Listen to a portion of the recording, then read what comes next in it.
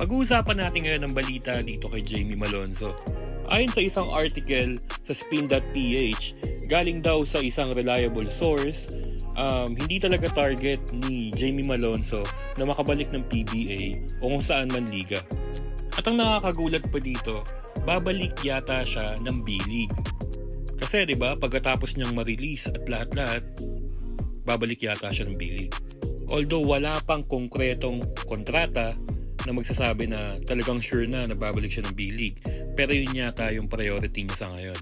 At ito nung laro nila sa SEA Games, nung finals yata yun, may mga ilang B-League scouts or coaches na nanonood nung laban. Sana lang makahanap siya ng team na kailangan talaga siya. Yung huling team niya kasi sa B-League, nangangailangan ng big man. Ang problema, si Jamie kasi, kahit na meron siyang height at wingspan, ang laruan nito, wing talaga.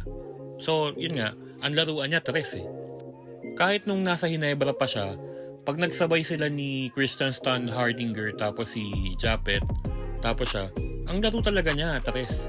Marami talagang pwedeng ibigay ito si Jamie do sa bagong team niya. As long as yung posisyon na kaya niyang laruin, may bibigay sa kanya.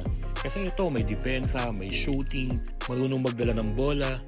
Kaya talagang may advantage si Jamie dun sa posisyon niya.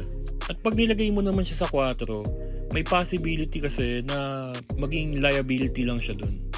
Kasi yun lang naman ang naging problema niya dun sa team na nag-release sa kanya. Kasi ang kailangan ng team na yon, big man. Si Jamie, more on wing talaga siya. Pero mga tol, advantage na rin at mas okay na rin na sa B-League mapunta si Jamie kesa sa ibang liga. Kasi ang B-League, nagko-comply dun sa FIBA schedule.